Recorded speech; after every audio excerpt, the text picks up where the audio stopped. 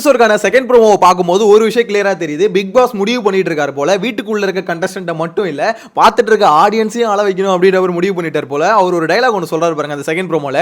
இந்த big pass வந்து பாத்தீங்கன்னா வெறும் நிகழ்ச்சி மட்டும் இல்ல, இட்ஸ் an எமோஷன் அப்படின்ற மாதிரி சொல்றாருல. ஸோ அது உண்மையா அப்படின்னு பாத்தீங்கன்னா உண்மைதான். ஏன்னா வேற எந்த ஷோலையும் பாத்தீங்கன்னா இந்த மாதிரி ஒரு விஷயம் நடக்காது. எக்ஸாம்பிளுக்கு வந்து 24 பேர் உள்ள வந்தாங்களா, இந்த 24 பேர் யார் யாரு அப்படின்ற அதாவது அவங்கள பத்தி பாத்தீங்கன்னா சின்ன சின்ன விஷயம் மேபி தெரிஞ்சிருக்கலாம். ஆனா எந்த ஷோலையும் இல்லாத ஒரு விஷயம் இந்த ஷோல இருக்குன்னா என்னன்னா, எல்லா ஷோலையும் பாத்தீங்கன்னா ஒரு டேலண்ட் வந்து வெளிப்படுத்துவாங்க. ஒரு டான்ஸ் ஷோன்னு வச்சுக்கோங்களேன், போய் டான்ஸ் ஆடுவாங்க. ஒரு பாட்டு பாடுற ஷோனா போய் பாட்டு பாடுவாங்க.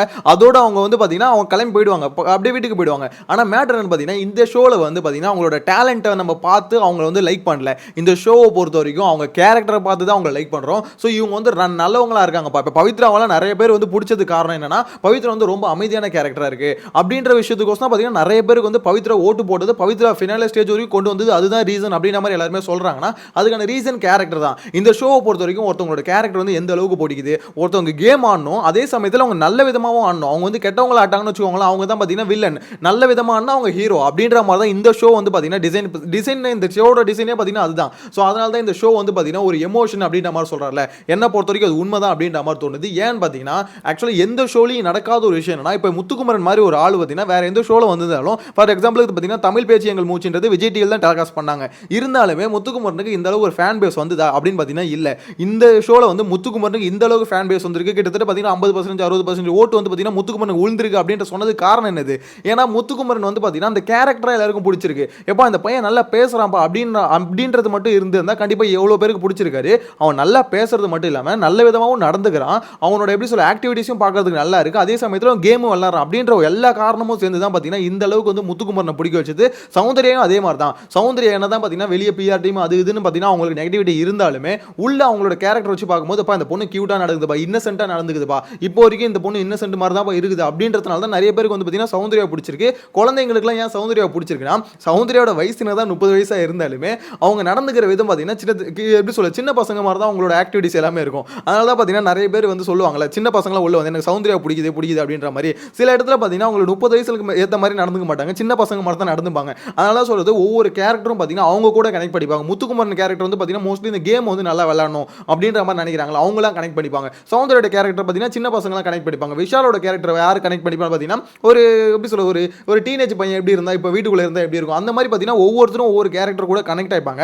அதனால தான் இந்த ஷோ வந்து பார்த்தீங்கன்னா பிக் பாஸ் என்ன சொல்கிறாரு, இது ஷோ இல்லை, இது வந்து ஒரு எமோஷன் அப்படின்ற மாதிரி சொல்லும் போது பார்த்தீங்கன்னா எல்லாருக்குமே ஒரு மாதிரி தான் இருக்கும். இருந்தாலும் யோசிச்சு பாருங்க, 100 நாள் 104வது நாள் இன்னைக்கு. ஸோ 100 நாள் இந்த ஷோ வந்து கடந்து பார்க்க சொல்ல ஒரு ஆடியன்ஸை நம்ம பார்க்க சொல்ல நம்மளுக்கே ஒரு மாதிரி ஃபீல் தான் இருக்குது. ஸோ அப்படி இருக்கும்போது வீட்டுக்குள்ளே இருக்கவங்களுக்கு எப்படி இருக்கும், ஒரு மாதிரி எல்லாருமே பார்த்தீங்கன்னா கிட்டத்தட்ட அழுவுற ஸ்டேஜில் தான் இருக்காங்க. லைவ் வந்து பார்க்க முடியல, எல்லாருமே பார்த்தீங்கன்னா கண்ணீர் வந்து கண்ணில் வந்து முனையில நிற்குது. அந்த அளவுக்கு பார்த்தீங்கன்னா பிக் பாஸ் ஒரு பக்கம் வந்து பார்த்தீங்கன்னா இந்த மாதிரி உசுப்பேத்தி விட்டுட்டு இருக்காரு. ஒரு பக்கம் பார்த்தீங்கன்னா இவங்களுக்குள்ள பேசிக்கிறது என்னன்னா, இப்போ வெளியே வந்து நீ என் கூட பேசுவியா, வெளியே வந்து என் கூட பேசுவியா அப்படின்ற மாதிரி ஒவ்வொருத்தரும் மாற்றி மாற்றி கேட்டுட்டு இருக்காங்க.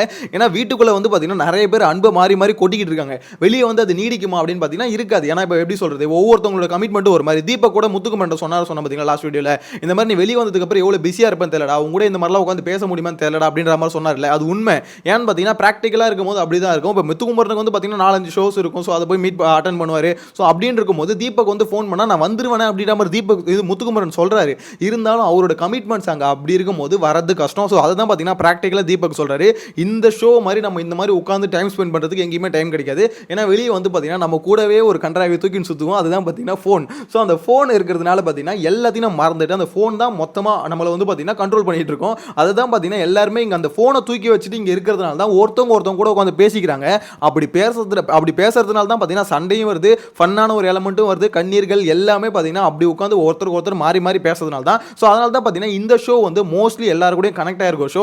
நிறைய வீட்டில் பார்த்தீங்கன்னா எப்படி சொல்றது, பிக் பாஸ் வந்து லைவ் போட்டு விட்டு மொத்தமாக வீட்டில் எப்போ பார்த்தாலும் 24/7 ஓடிக்கிட்டே இருக்கும். அதாவது கண்டஸ்டன்ட் இருக்காங்களா, இப்போ ராணவோட வீட்டிலேருந்து வந்து எல்லாம் சொல்லிட்டு இருந்தாங்க, அதே மாதிரி தீபக் வீட்டில் தான் வந்து சொல்லிட்டு இருந்தாங்க, எப்பவுமே பார்த்தீங்கன்னா லைவ் ஓடிக்கிட்டே இருக்கும் அப்படின்ற மாதிரி. கண்டஸ்டன்டோட வீட்டில் ஓடுறது தனி, அது இல்லாமல் ஆடியன்ஸோட வீட்டில் எத்தனை பேர் வீட்டில் தெரியுமா லைவ் வந்து ஓடிக்கிட்டே இருக்கும். தினமும் பார்த்தீங்கன்னா லைவ் வந்து ஒரு 40,000-50,000 பேர் மினிமம் பார்த்துட்டு இருப்பாங்க. ஸோ அந்த மாதிரியான ஒரு இவ்வளோ பெரிய ஒரு ஷோ வந்து பார்த்தீங்கன்னா இப்போ ஒரு எண்டுக்கு வரும்போது எல்லாருமே ஒரு எமோஷனலாக தான் இருப்பாங்க. ஆனால் மேட்டர் என்ன தெரியுமா, அந்த எமோஷன் அவங்களுக்கு இருக்க தான் செய்யும். இருந்தாலும் பிக் பாஸ் பார்த்தீங்கன்னா இந்த மாதிரி ப்ரோமோல இந்த மாதிரிலாம் பேசுறாரு பார்த்தீங்களா, இதெல்லாம் பார்க்க சொல்ல உண்மையிலேயே அவங்களுக்கான எமோஷனை பார்த்தீங்கன்னா இவர் வந்து அதிகப்படுத்தி விடுறாரு அப்படின்ற மாதிரி தான் சொல்லணும். ஏன்னா வீட்டுக்குள்ள இருக்க எல்லாருமே பார்த்தீங்கன்னா கிட்டத்தட்ட அள வச்சுட்டாரு. அழுகுற ஸ்டேஜ்லாம் இப்போ இருக்காங்கன்னு வச்சுக்கோங்களேன். அந்த மாதிரி இப்போ பார்க்குற எல்லாரையும் பார்த்தீங்கன்னா பிக் பாஸ் அள வைக்கிறாரோ அப்படின்ற மாதிரி தான் என்ன பொறுத்த வரைக்கும் தோணுது. எனிவேஸ் இந்த எபிசோட்ல இந்த ப்ரோமோல பார்த்தீங்கன்னா மோஸ்ட்லி அவர் எந்த விதமான நெகட்டிவிட்டியும் காமிக்காம எல்லாருக்குள்ளேயும் இருக்க ஒரு பாசிட்டிவான ஒரு எனர்ஜியை காமிக்கிற மாதிரி தான் இருக்கு. இன்னைக்கான எபிசோடுமே மோஸ்ட்லி அப்படி தான் இருக்கு. யாருமே பார்த்தீங்கன்னா பெருசாக ஹேட் ரேட்டை கோட்டல. ஒரு சில இடத்துல ஒரே ஒரு இடத்துல மட்டும் சௌந்தர்யாவுக்கும் வர்ஷினிக்கும் ஒரு முட்டிக்கிச்சுன்னு வச்சுக்கோங்களேன். மற்றபடி இன்னைக்கான எபிசோடே எப்படி இருக்குன்னா அவ்வளோதான், உன்னை பிரிஞ்சு போறல, இதுக்கப்புறம் உன்னை எப்படி பார்ப்பனோ தெரியல. அந்த ஃபேர்வெல் டே, ஒரு காலேஜ் ஸ்கூலோட ஃபேர்வெல் டே எப்படி இருக்குமோ அதே மாதிரி தான் பார்த்தீங்கன்னா இன்னைக்கான எபிசோட் டோட்டலாகவே இருக்கு. ஒவ்வொருத்தர் மூஞ்சியும் பார்க்கும்போது உண்மையிலே ஒரு மாதிரி தாங்க இருக்குது. அதாவது இவங்க வந்து நம்ம எப்படியோ பார்த்துருப்போம். இதில் வந்து மிஸ் ஆகிறது பார்த்தீங்கன்னா ஜாக்லைனும் அருண், இவங்க 2 பேர் இருந்தால் இன்னும் கரெக்டாக இருந்திருக்கும். ஏன்னா கடைசியாக ஒரு பிக்சர் ஒன்று எடுக்கிறாங்க பார்த்தீங்களா, அதில் இவங்க 2 பேர் மட்டும் தாங்க மிஸ்ஸிங். ஸோ இவங்களும் வந்திருந்தாங்கன்னு வச்சுக்கோங்க, கரெக்டாக ஃபுல்ஃபில்டாக இருந்திருக்கும் அப்படின்ற மாதிரி தான் தோணுது. அதே மாதிரி இன்னொரு முக்கியமான மேட்ரு, ஜாக்லினுக்கு நாளைக்கு வந்து ஏவி போடுறாங்களா இல்லையான்னு தெரியல. ஏன்னா நாளைக்கு வந்து பார்த்தீங்கன்னா ஃபினாலே அப்படின்னும் போது ஸ்ட்ரெயிட்டாக அதில் போயிட்டாங்கன்னா ஏவியை மிஸ் பண்ணிட்டாங்கன்னா நிறைய பேர் வந்து ஃபீல் பண்ணுவாங்க. குறிப்பாக ஜாக்லின் ஃபேன்ஸ் வந்து பார்த்தீங்கன்னா பயங்கரமாக ஃபீல் பண்ணுவாங்க. ஏன்னு பார்த்தீங்கன்னா இன்னைக்கு எபிசோட் வந்து ஷூட் போயிட்டு இருக்கு. ஸோ இதில் ஜாக்லின் ஏவி போட்டாங்களா என்ன அப்படின்ற மாதிரி இப்போ வரைக்கும் அப்டேட் வரல. ஏன்னா எல்லாரோட ஏவியுமே நம்ம பார்த்துட்டோம். ஸோ அப்படி இருக்கும்போது ஜாக்லினோட ஏவி வந்து கண்டிப்பாக போடுவாங்க அப்படின்ற மாதிரி தான் நான் நினைக்கிறேன். இருந்தாலும் இன்கேஸ் மிஸ் பண்ணிட்டாங்கன்னு வச்சுக்கோங்களேன், உண்மையிலே சொல்கிறேன் ஜாக்லின் ஃபேன்ஸ்க்கு வந்து ரொம்ப மன உடைச்சலாக இருக்குங்க. ஏன்னா இப்போ எப்படி எல்லாரும் டாப் 5 வந்து இவங்க இருக்காங்களோ அதே மாதிரி பார்த்தீங்கன்னா டாப் 3ல இருக்க வேண்டிய ஒரு ஆள் தான் ஜாக்லின். ஸோ அன்ஃபார்ச்சுனேட்லி அவங்க வெளியே போயிட்டாங்கன்னு வச்சுக்கோங்களேன். இருந்தாலும் அவங்களுக்கான ஒரு ஏவி வந்து பார்த்தீங்கன்னா நிறைய பேர் மிஸ் பண்ணிட்டு இருக்காங்க. ஜாக்லின் ஃபேன்ஸ் எல்லாமே கமெண்ட்ல நிறைய பேர் வந்து கேட்கறது என்னன்னா, ப்ரோ ஜாக்லின்கான ஏவி போடுவாங்களா, ஸோ அவங்களோட வீடியோ வந்து பார்க்கணும், அவங்களோட கடந்த வந்த பதவி வந்து வீடியோ பார்க்கணும் அப்படின்ற மாதிரி சொல்கிறாங்க. உண்மையிலே சொல்கிறேன், நானும் அவ்வளோதான் இருக்கேன். ஏன் தெரியுமா, இப்போ முத்துக்குமரனோட ஏவி வந்து பார்த்தீங்கன்னா 13 நிமிஷம் வந்தது.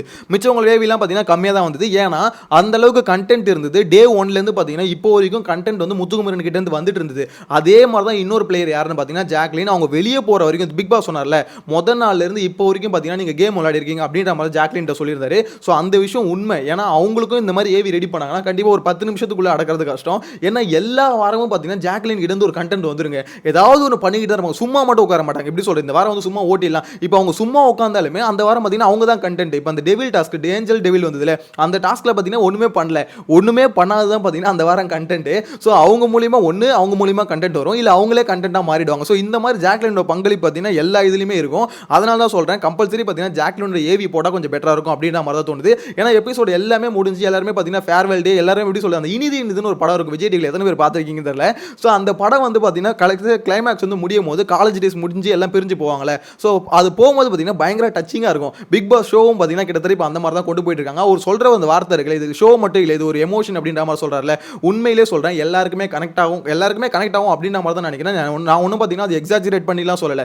உண்மையிலே பிக் பாஸ் வந்து பார்த்தீங்கன்னா அந்த 100 நாளாக பார்த்துட்டு இருக்காங்களே, அவங்க எல்லாருக்கும் பயங்கரமாக கனெக்ட் ஆகிற ஒரு ஷோ தாங்க. அதனால தான் பார்த்தீங்கன்னா நம்ம அதிக அளவு அன்பையும் கொடுக்குறோம், அதிக அளவு ஹேட் ரேட்டையும் கொடுக்குறோம். சில பேரை பிடிக்கலன்னு வச்சுக்கோங்களேன், அவங்க கழிவு ஊற்றுறதுக்கான காரணம் என்னது, அந்த ஷோ கூட நம்ம அட்டாச் ஆயிரும். அவனை வந்து பார்த்தீங்கன்னா நம்மள ஒருத்தனை பார்க்குறோம், அவங்கள வந்து நம்மள ஒருத்தவங்களா பார்க்குறோம். ஸோ அப்படி இருக்கும்போது அவங்களை யாராவது அட்டாக் பண்ணிட்டா திருப்பி நம்ம அட்டாக் பண்ணுறது காரணமும் அதுதான். அதனால தான் பார்த்தீங்கன்னா நம்ம ரிவ்யூ என்ன தான் எப்படி சொல்ல நியூட்ரலாக நம்ம பண்ணணும் அப்படின்ற மாதிரி நிறைய நம்ம ட்ரை பண்ணணும்னு வச்சுக்கோங்களேன். ஒரு 50-60 நாள் கழிச்சு என்ன வந்துட்டுனா சில பேர் வந்து நம்மளை அறியாமே நம்மளுக்கு வந்து பிடிச்சிரும். ஓப்பனாக சொல்லலாம், அதுதான் நடந்திருக்கும். எனக்கும் அதான் நடக்கும்.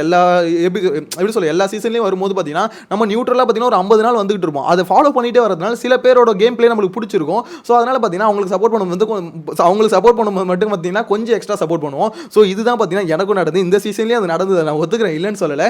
அது எதனாலன்னு பார்த்தீங்கன்னா நம்ம எமோஷனலாக ஒருத்தவங்க கூட கனெக்ட் ஆகும். ஸோ அதுதான் பார்த்தீங்கன்னா இந்த ஷோ. அதனால தான் பார்த்தீங்கன்னா பிக் பாஸ் வந்து இது ஒரு எமோஷன் சொல்லும்போது எனக்கும் பர்சனலாக கனெக்ட் ஆகுது அப்படின்ற மாதிரி சொல்ல தோணுது. ஸோ உங்களோட கருத்தை மறக்காம கமெண்ட்ல மென்ஷன் பண்ணுங்க. இந்த சீசன் ஓவராலாக எப்படி போச்சுன்னு நினைக்கிறீங்க? பயங்கரமா இருந்ததுன்னு நினைக்கிறீங்களா, இல்லை போன சீசனோட அந்த அளவுக்குலாம் இல்லப்பா அப்படின்ற மாதிரி தோணுதா? உங்களோட கருத்தை கமெண்ட்ல மென்ஷன் பண்ணுங்க. நெக்ஸ்ட் வீடியோல மீட் பண்ணலாம். Bye by.